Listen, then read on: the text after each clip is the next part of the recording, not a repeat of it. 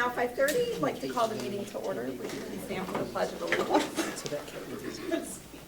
I pledge allegiance to the flag of the United States of America and to the republic for which it stands, one nation, under God, indivisible, with liberty and justice for all. Good evening, everyone. Ms. Dalvett, have you captured roll call? I have captured roll call. We have a quorum, just barely. But we have it. Excellent. And is there anyone from the audience who would like to be recognized or would like to speak to the board this evening? Yes, please.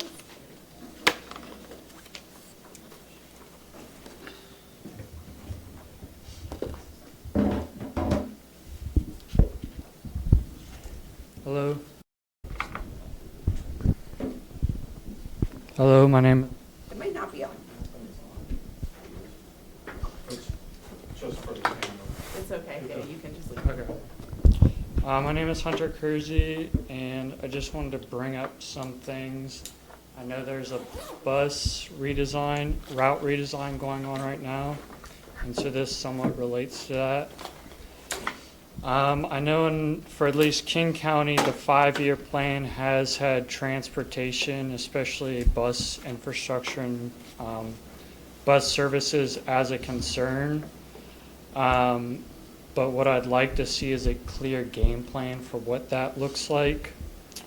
And then Jeannie, I know in our correspondences you had said OKI is saying no to bus rapid transit, that it's not in the future for Northern Kentucky.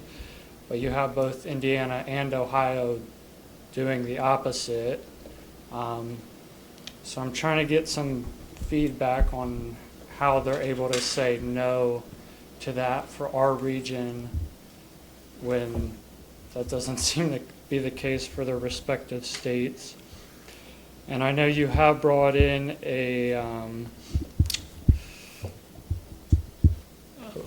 not a board, but another firm to look at the bus redesign route. And I would say that if our county plans, our 5-year county plans, both have an increase in bus ridership, transit usage, that basically smaller concerns of the underlying cities that make up those counties pass any concerns, because we've gone over a 5-year plan before, and if no one's saying that there shouldn't be specific changes, then it just seems to me like we shouldn't take those concerns into mind if we've already spent a year prior saying we would like to go forward with bus infrastructure in particular. So do you have any answers right away for any of those questions? I know those questions mixed in with comments.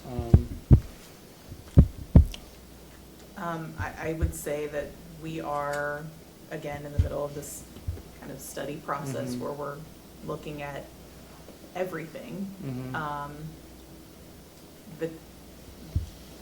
The Hunter perspective is a bit different than the perspective that we get throughout the community. And so I think we have to, like, our job right now is to get all kinds of input. And so we're listening to everyone. And the consultants are going to help us parse that out and see, like, what voices are the loudest, what are we hearing the most, and then what does the data tell us? What does ridership pattern look like? Who is riding and why? And who are our future potential riders and why? This board has kind of identified as a goal to ensure that the transit-dependent population in Northern Kentucky is well served. And so we're really looking at honing in on those locations. Where do those folks live? Where do those folks need to go? Where do they work? BRT, I'm kind of hitting some of your points. BRT is typically, and I think maybe our consultants can weigh in on this because they see BRT all over the country.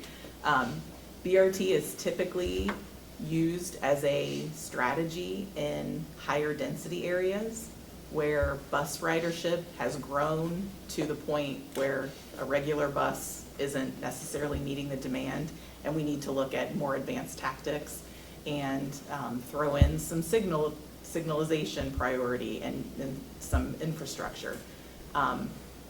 There really isn't a place in Northern Kentucky where that makes a ton of sense at this point. I'm not saying that in the future that's not a possibility, but we are not gonna probably lead the way in Kentucky on that. TARC is a much larger system. I just don't like hearing a hard no, especially Yeah, I get that. when it, So our planning process regionally is that anything that we're even going to consider doing has to go into the transportation plan at OKI. So if it's something that this region plans to spend money on or plans to ask the federal government for money on, it has to go into that first. At this point, it is not in that document. So we can't, like, I couldn't go to the federal government and write a grant for BRT in Northern Kentucky today because it's not in our regional plan. how long does that regional plan last? So we do that every 7 years, it's updated. Okay. So, you know, it's one of those things, like, if we look down the road and we say, okay, ridership's good, service is growing, we're starting to see maybe this corridor is building enough ridership where the next thing for that corridor is BRT, then we'll start looking at how to incorporate that into our long-range plan. But it's not there today. That is true. So I think that as we go through this planning process, we will get some really good information from our consultants on what other places that are like Northern Kentucky are doing. And if we opt, as this board is considering the future of Tank and what kinds of things we might want to think about,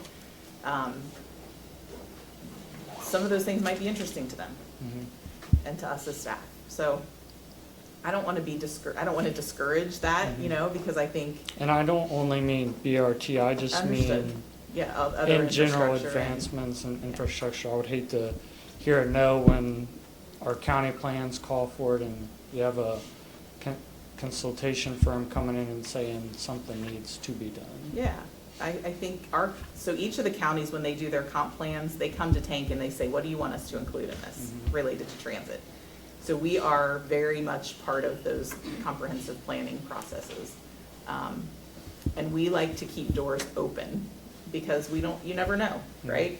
We don't want to have things that are limiting to us. So I appreciate you being here. I think it's good for us to hear that there are people interested in seeing the system grow and evolve and change. I'd like for there not to be so many no's thrown around when you haven't even Yeah. we're just now looking at it as a consultation firm bringing it in and that's all. Yeah, so in 2 minutes, you're gonna hear a presentation from our firm and you'll learn a little bit more about what's been happening. Thank you. Thank you, Hunter. All right, so our first action of the evening is the approval of our minutes from the August 13th, 2025 meeting. Second. All in favor? Aye. Any opposed? Motion passes. Thank you. And now, as promised to Hunter, we'll have a presentation related to the Tank Transit Development Plan. Gina, would you please introduce our guest?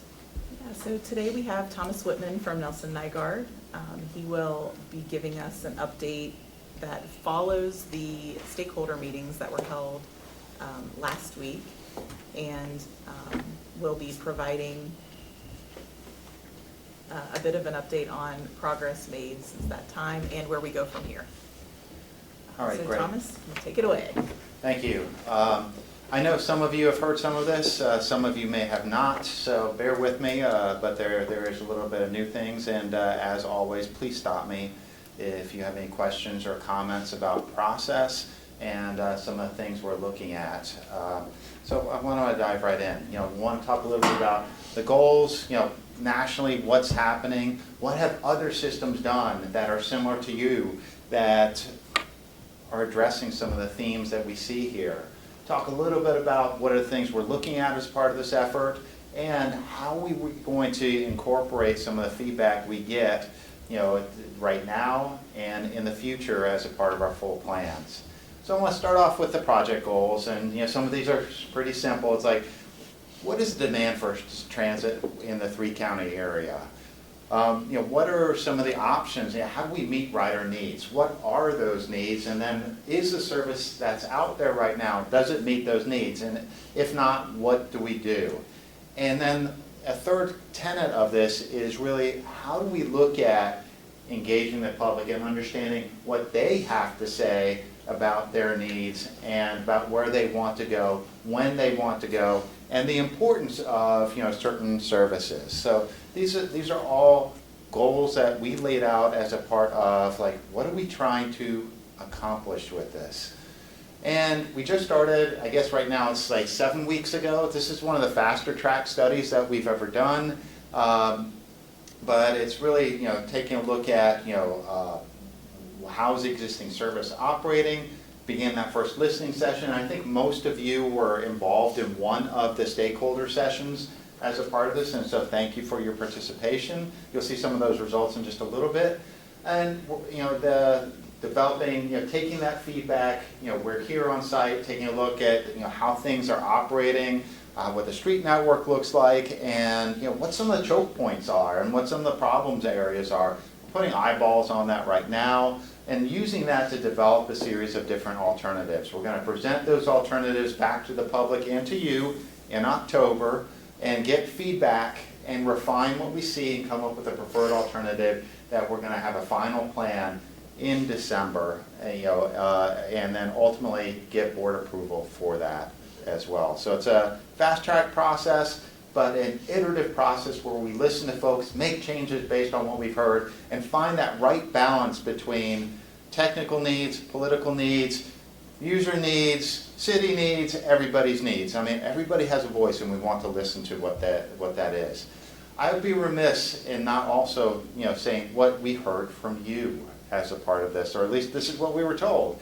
It's provide safe and reliable access to regional employment centers for the local workforce, and focus on the needs of those who have no other choices. So this is really, as we look at what's on the table, what's not on the table, these are some of the guiding principles really that we're using to help us understand how much of a change can we make. Can we blow things up, or is it more like business as usual? And really, in taking a look at this right here, it's understanding like everything's on the table. Show us what works for this region, but focus on these particular areas. So I just wanted to be very clear and upfront, because I don't think in the stakeholder meetings we were as clear about this, as that is a guiding principle for us. I want to talk a little bit about national transit trends, and some of the things that you're seeing here are also happening across the country. The pandemic fundamentally changed travel patterns, ridership plunged, and is growing back up. In some parts of the country, I'm working with systems that have exceeded their pre-pandemic ridership, but that's not the case for most places. And it really depends on what type of services you were providing that influence what that might look like. Nationally, for instance, commuter services have not come back. White-collar market work has not come back, and there's a direct impact to that for Tank, because your park and ride-based services are not coming back, looking at what the ridership is. And this is not just here. This is a national trend. In addition to this, there's a fiscal element to this, on a national basis. Ridership is down, mostly across the board. And with that, fare box revenue, it's not a huge component of many of different agencies, but it's an important component. If ridership is lower, you don't have as much revenue. So, at the same time, capital costs have gone up, O&M costs have gone up, insurance costs have gone up, labor costs have gone up. There's a series of places where labor, costs are going up, and we're seeing some of the impacts of inflation. Buses cost almost twice as much as they used to beforehand. The feds came in and say, okay, we'll help you with that. But that's coming to an end. And right now you might be seeing headlines across the country of certain agencies SEPTA in Philadelphia being one of them. They were like, we're cutting 20% of our service. It's a crisis. We're not there yet. Tank is not there yet. And so this effort is really an opportunity for us to get ahead of the game. It's like, how can we create a fiscally sustainable future for Tank so we're not in a reactionary mode to say, oh my God, we need to cut 20% of our service or we can't pay the bills. So what are other agencies doing? You heard earlier that a lot of agencies are in a similar situation. And so what are some of the things that we see other places doing? And some of these might be more intuitive than others. To pump up ridership, investing in your highest ridership areas is one of the things that folks have done. And this is, for instance, in a highly suburban area in the Bay Area, we focused and created 15-minute service in an area that had hourly service right now, or a bunch of different routes providing hourly service. We implemented a month ago. Ridership is up 10% for this agency that has seen ridership decline since 2014. So this is, again, this is something that a different agency has done. Looking at places where microtransit, smaller, flexible, on-demand vehicles, that can go to different places is another strategy. And then we can look at this as replacing lower performing routes or operating during times when demand is lower, evenings. And so for Tank, the opportunity is, where are some of those routes that may be underperforming, may not have as high of ridership, or a lot of service operates, till close to midnight here, 11:30 or midnight on certain lines. Is that an opportunity to run service later? Tulsa starts at 8 p.m. starts their microtransit service as their evening service instead of running bigger buses that may not have that many people on them. That could be an opportunity here as well. Partnering with TNCs, transportation network companies, I think that's it.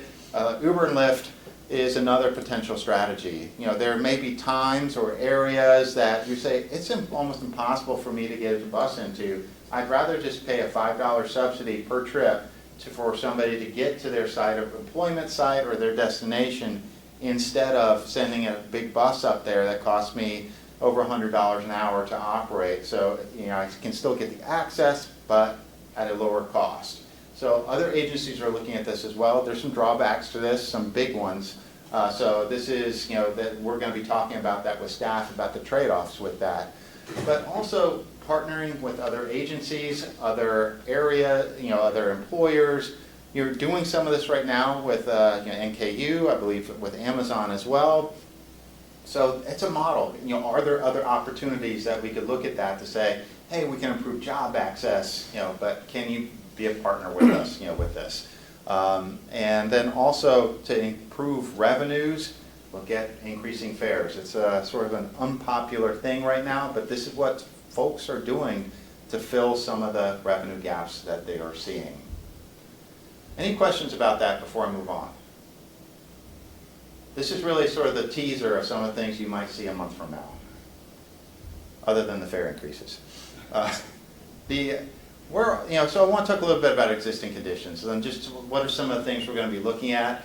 A market analysis and a service analysis. And the market analysis is an in-depth look at what is the socioeconomic situation, where higher need folks live, where are the jobs, where do bigger concentrations of people live, and where are they traveling to and from. And we're looking at not just this from a static perspective, but also from a perspective of using cell phone data and census data to help look at where travel patterns to low-income jobs, or jobs that for low-income workers.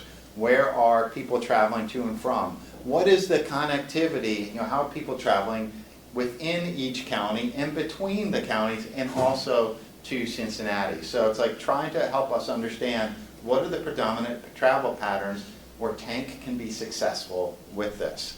We're also taking an in-depth look at the strengths and weaknesses of the existing services, looking at what is the productivity, where are people riding, and most importantly, where are they not riding, and then asking the question of why.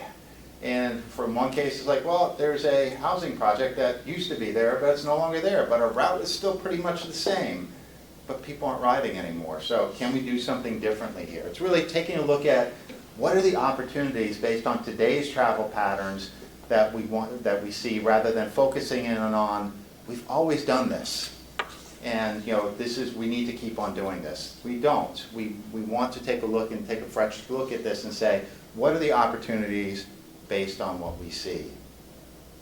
For each one of the routes, we also describe what are the span of service, how is it doing. Certain lines are are definitely performing better than others, but it's really taking a look at understanding how strong, what is the particular market for a route, is it achieving that market, and then looking at alternatives. Are there different ways we can address and help with the mobility that we're seeing that this route is supposed to be addressing, and can we do it in a way that is better than what's out there today? And so it's an iterative process where we come up with a series of ideas, we meet with staff, and that's actually happening on Friday, of like our first idea exchange and workshop with one another, and we're going to work through that to come up with a series of ideas that we're going to present to the public in October. And they're going to come back and say, hey, we've got some ideas, we've got some, we don't like this, but we do like this, and we're going to take what folks like the most and create a final plan that's associated with that. We have some tools that allow us to do this. This is a dashboard. We sent this to Olivia, to Tank, earlier this morning. This will likely be going on the website that shows some key attributes to show, has ridership increased in our certain route line over the past couple of years? How's on-time performance doing, and where are people using the service? And for instance, this is Route 1, and you see in Erlanger and in Fort Mitchell, there's not a whole lot of ridership on Route 1, but there certainly is a lot in Florence and a lot in the core area of Covington, as well as in Cincinnati. And providing visuals allows for transparency, so for whatever recommendation we may come up with, we can always point back to, it's like, this is what the data says. And folks are going to be able to see that as well. I want to also touch base on our engagement strategy and public engagement overall. We have 3 different rounds of engagement, and the first one was help us understand what the big needs were. And all of you took part in some of the virtual stakeholder meetings where we asked, what are your impressions of Tank? What are some areas that you'd like us to take a key look at? What are some opportunities that you see? And we got a lot of interesting feedback on that. Some positive, some negative, but also more importantly, we talked about what are some of the opportunities are with that. And so I was really pleased to see A, how many people showed up, and B, the fact that using the interactive tools, we were able to suss out what some of the thoughts were from people. And we heard from folks that, again, may not have spoken up if this had been a one-on-one associated with this. We're here today to hear from you, about the process and the direction, any additional direction that you want to give us. And we've set up a web page that is live right now that we're going to be adding in as they become available, the existing conditions summary, the dashboard, some of the, what is this project all about? Before we present in October, here's some potential changes that you might see. And in looking at what those potential changes might be, we want to hear back from folks.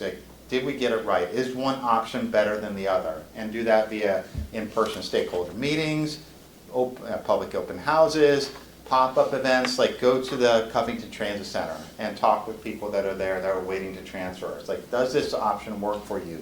Well, online media, virtual open house, or like an online survey to get feedback from staff as well, not from staff, but from the public as well. Say, how do you feel about these options, and do these work for you?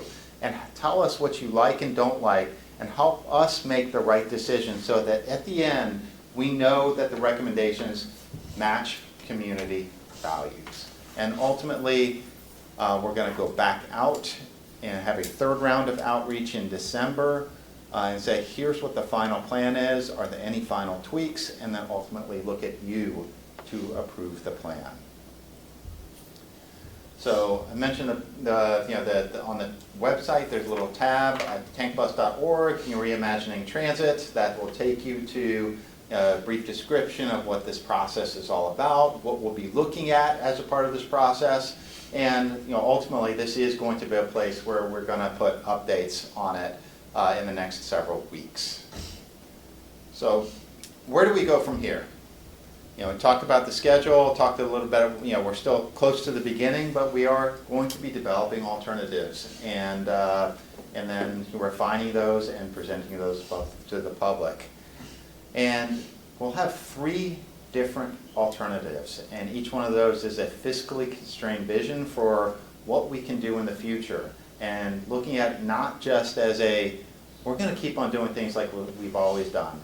How do we incorporate some of the technology that we can apply right now? How can we look at today's travel patterns and say, this is what works, this is what doesn't work? How can we be innovative to transform our agency and stop the continued decline of ridership that we have seen over the past decade here? How do we change that feedback loop?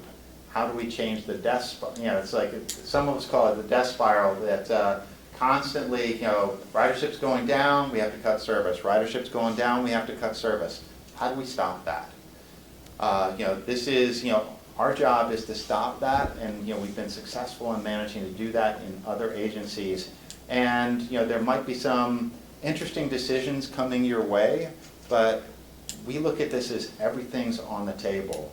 And we want to look at what might work for you because you are unique, and we want to apply the right lessons and the right solutions for you so that you can increase ridership and continue to be part of the conversation for how we enhance mobility within the region.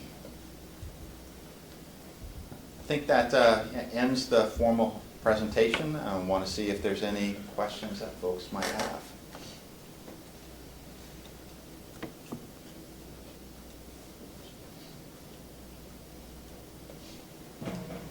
Any questions?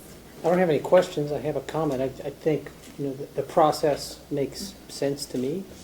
I can see where it is kind of fast-tracked, but it does seem workable, and appreciate all your efforts in fast-tracking it for us. Thank you. Thank you, Thomas. We really appreciate the work that you and your team are doing. Thank you.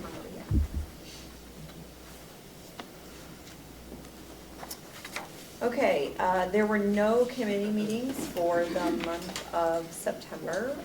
However, there are some items to report on. First up would be the August fiscal year 26 finance statements, which are in your packet on page 5. And Sutton, would you please provide a brief summary on July financial statements for us this evening? Sure.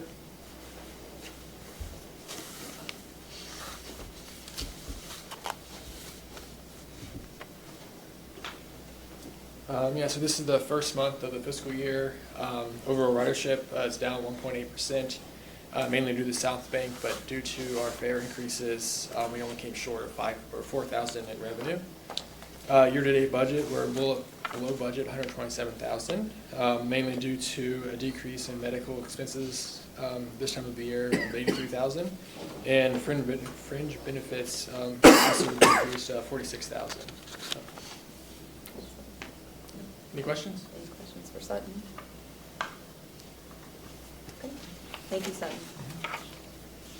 All right, and we have an action item related to the first demand response vehicle purchase on our new contract, which Bill will present. Purchase memo is found on page 15 of your packet. Thank you. So staff has requested the, yeah, I messed that up, sorry. The screen. Staff has requested the pricing for purchase of new ramp vehicles off of the new contract that was approved last month. We are looking to purchase 3 units right now, which will eventually replace units from 2018 that will have exceeded their useful life. The calculation is a new base price of $225,647 per vehicle. So these vehicles are federally funded and included in our capital budget. So we are asking the board to approve the purchase of 3 paratransit buses at a cost of $225,647 each, plus a 5% contingency for camera systems, vehicle technology, equipment, and final design, for a total for all 3 vehicles of $697,249.23, not to exceed. Happy to entertain any questions. All right. May I have a motion authorizing our general manager to issue a purchase order to Transportation Equipment Sales Corporation for the purchase of 3 paratransit buses for a total purchase not to exceed $697,249.23. Also move. Second. All in favor? Aye. Any opposed? Motion passes. Thank you. Thank you, Bill. Next, we have an action item related to the tank advertising revenue contract, which Ms. Lindsay Whitaker will present. The purchase memo is on page 16 of your packet.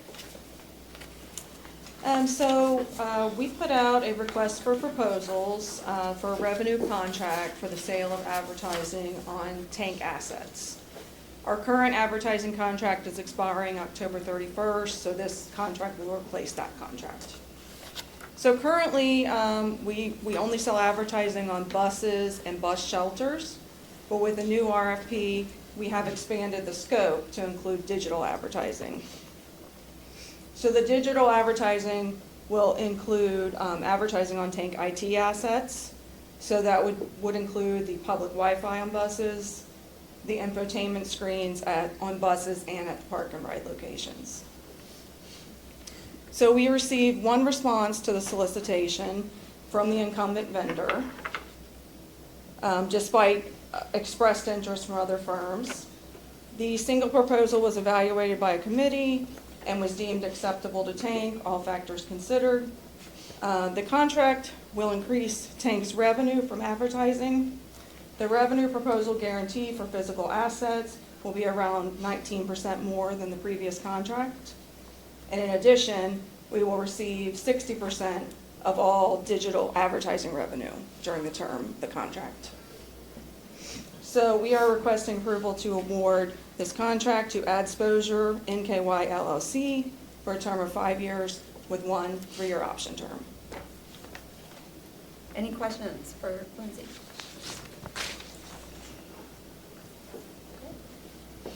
May I have a motion authorizing Tank to execute a contract between Tank and Adspozure for a 5-year contract with the 1 3-year option term for advertising revenue? So moved. Second. All in favor? Aye. Any opposed? Motion passes.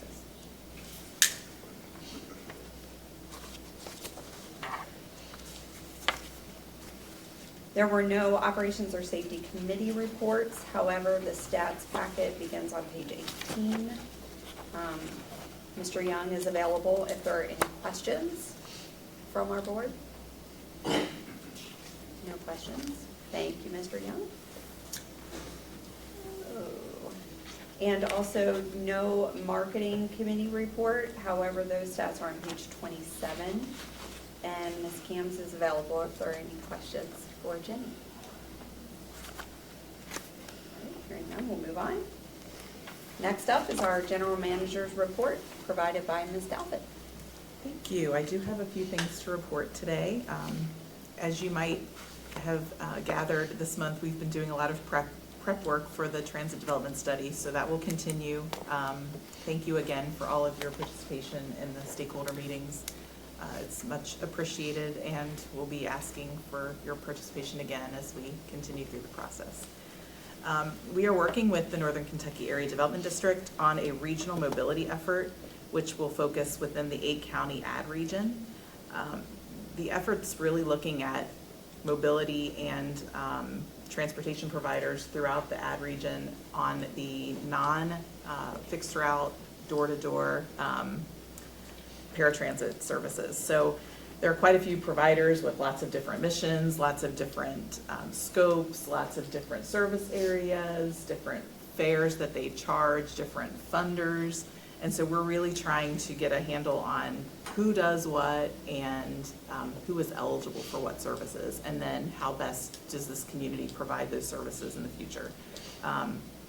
We're kind of bringing everyone together so we can break down some of the barriers for the end user. So look for more on that process.